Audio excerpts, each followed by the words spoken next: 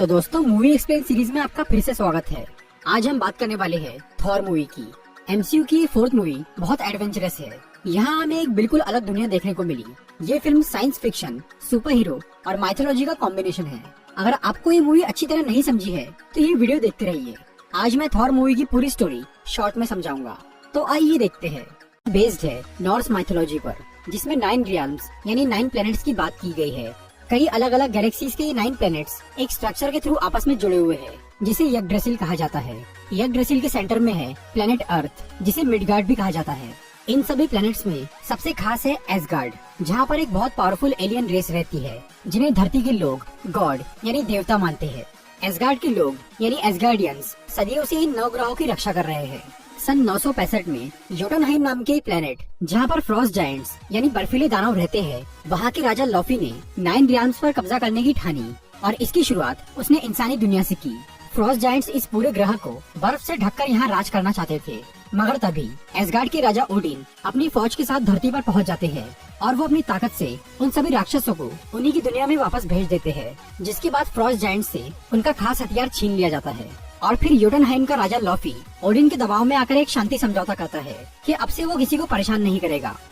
फिर कई सालों बाद सन 2011 में जब ओडिन बहुत बूढ़े हो जाते हैं, तो वो अपने बेटे थॉर को एसगार्ड का राजा बनाने का फैसला करते हैं। थॉर, जो कि गॉड ऑफ थंडर यानी तूफान का देवता है, वो राजा बनने के लिए बहुत उत्सुक और खुश था। मगर उसका भाई लोकी इस बात से बहुत दुखी था। लोकी थॉर से जलता था क्योंकि थॉर बहुत ताकतवर था और लोकी थोड़ा कमजोर। पर लोकी जादुई कलाओं में बहुत माहिर था। जिस दिन थॉर राजा बनने वाला था, उस दिन लोकी ने अपनी जादुई शक्तियों से कुछ फ्रॉस्ट जायंट्स को एसगार्ड में दाखिल कर दिया, ताकि इससे थॉर का राज्याभिषेक रुक जाए। वो फ्रॉस्ट जायंट्स अपना कैस्केड यानी पिटारा चुराने की कोशिश करते हैं, मगर ओडिन अपनी खास मशीन डिस्ट्रॉयर की मदद से उन्हें रोक देते हैं। एसगार्ड को तो कोई नुकसान नहीं पहुंचता, लेकिन थॉर फ्रॉस्ट जायंट्स की इस हरकत से बहुत गुस्सा हो जाता है, क्योंकि वो उस दिन राजा नहीं बन पाया। वो अपने पिता को योटनहाइम पर हमला करने के लिए बोलता है, लेकिन ओडिन अपने शांति समझौते की वजह से कुछ नहीं करते। थॉर गुस्से से पागल हो रहा था। तभी लोकी उसे चालाकी से ये सलाह देता है कि उसे ओडिन के खिलाफ जाकर योटनहाइम पर हमला करना चाहिए। फिर थॉर अपने 4 दोस्तों और लोकी के साथ योटनहाइम जाता है और वहाँ वो सब कई राक्षसों को मारते हैं। पर आखिर में ये लोग फ्रॉस्ट जायंट्स के आगे कमजोर पड़ जाते हैं। तभी ओडिन वहाँ पर पहुँचते हैं और वो थॉर और उसके साथियों को बचाकर वापस एसगार्ड लाते हैं। थॉर की वजह से योटनहाइम और एसगार्ड का शांति समझौता अब टूट चुका था, इसीलिए ओडिन उससे बहुत नाराज हो जाते हैं। वो थॉर से उसकी शक्तियाँ और उसका हथौड़ा म्यूनिर छीन लेते हैं और फिर ओडिन म्यूनिर पर एक जादुई मंत्र डाल देते हैं, जिससे कि उस हथौड़े को सिर्फ वही लोग उठा पाए जो कि उसके लायक हो, और जो कोई भी उसके काबिल होगा तो उस हथौड़े को उठाते ही उसमें थॉर की शक्तियाँ आ जाएंगी। फिर ओडिन थॉर और उसके हथौड़े को धरती पर फेंक देते हैं। फिर थॉर आके गिरता है न्यू मैक्सिको शहर में। यहाँ वो कुछ साइंटिस्ट से टकरा जाता है, जिनमें से एक थी जेन फॉस्टर, जो कि एक एस्ट्रोफिजिसिस्ट यानी अंतरिक्ष वैज्ञानिक थी। जब जेन अपने साथियों के साथ स्पेस की स्टडी कर रही थी, तब थॉर बाइफ्रॉस्ट ब्रिज यानी एक वर्म होल से वहाँ पर आकर गिरता है। जेन फॉस्टर के लिए ये घटना काफी बड़ी थी, क्योंकि इस खोज से उसका नाम बहुत ऊंचा हो सकता था। इसीलिए वो थॉर को अपने साथ रखकर उससे बहुत सवाल जवाब करती है। थॉर का हथौड़ा म्यूनिर भी न्यू मैक्सिको शहर में ही गिरा था। वहाँ के लोग उसे उठाने की बहुत कोशिश करते हैं, पर वर्दीनेस के एन्चेंटमेंट यानी उस जादुई मंत्र की वजह से कोई भी उसे उठा नहीं पाता, क्योंकि कोई भी उसके काबिल नहीं था। ये हथौड़ा जब शील्ड की नजर में आता है, तो वो लोग उस जगह के आसपास घेराबंदी कर लेते हैं और शील्ड के एजेंट्स जेन फॉस्टर से उसकी रिसर्च का सारा डेटा छीन लेते हैं, ताकि इस रहस्यमयी घटना के बारे में किसी को भी पता न चल सके। थॉर को जब ये पता लगता है कि म्यूनिर उसी शहर में मौजूद है, तो वो उसे लेने के लिए वहाँ पर चला जाता है। वो कई लोगों का सामना करके अपने हथौड़े तक पहुँच तो जाता है, लेकिन वो उसे उठा नहीं पाता, क्योंकि वो इस वक्त बहुत मतलबी और घमंडी था। फिर शील्ड के लोग उसे गिरफ्तार कर लेते हैं।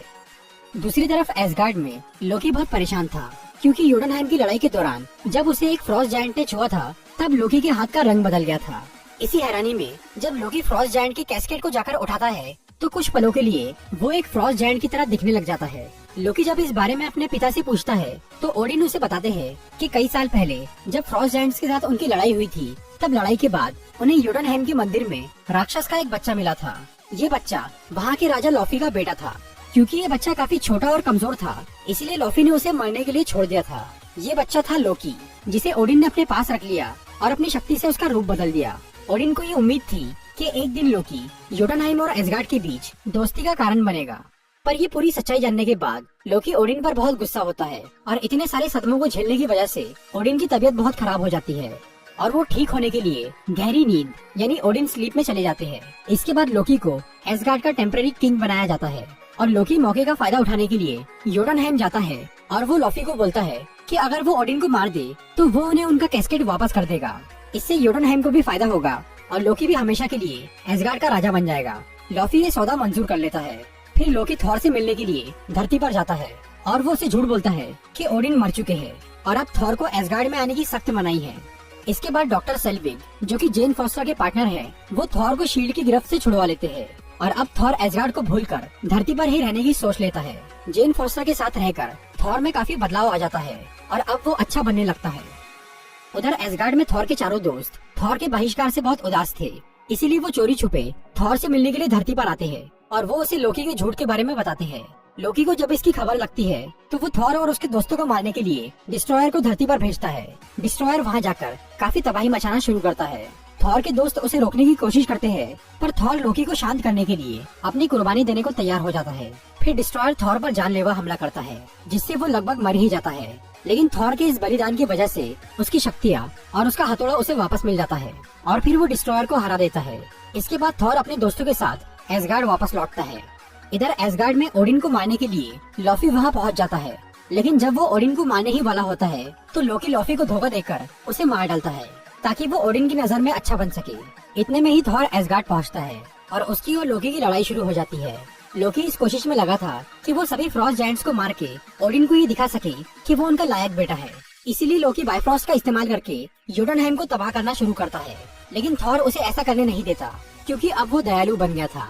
थॉर अपने हथौड़े से उस पुल को तोड़ने लगता है ताकि वो योटुनहेम को बचा सके और जब वो पुल टूट जाता है तो लोकी और थॉर पाताल में गिरने लगते हैं, लेकिन ओडिन वहाँ आकर उन्हें बचा लेते हैं। लोकी को लगा था कि ओडिन उससे बहुत खुश होंगे, लेकिन उनकी नाराजगी देखकर लोकी खुद हाथ छोड़ देता है और वो नीचे गिर जाता है।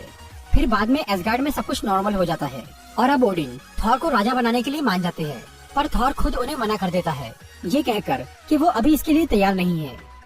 मूवी के पोस्ट क्रेडिट सीन में डॉक्टर सेल्विग को शील्ड की एक फैसिलिटी में लाया जाता है और यहाँ वो मिलते हैं शील्ड के डायरेक्टर निक फ्यूरी से। निक फ्यूरी डॉक्टर सेल्विग को एक पावरफुल ऑब्जेक्ट यानी टेसरेट क्यूब की स्टडी करने बोलते हैं। तभी वहाँ एक मिरर में लोकी नजर आता है, जो कि डॉक्टर सेल्विग को अपने वश में करके उनसे उस काम के लिए हाँ बुलवाता है। लोकी असल में अभी तक मरा नहीं था और न ही उसने अब तक हार मानी थी। लोकी आगे क्या करने वाला है, ये कहानी द एवेंजर्स मूवी में दिखाई गई है। तो दोस्तों, ये थी थॉर मूवी की एक्सप्लेनेशन वीडियो। अगर आपको ये वीडियो अच्छी लगी हो तो इसे like The streets are empty. The only thing I can see is my own silhouette. I'm getting stronger, step by step. The clock is ticking, but there's no time for me.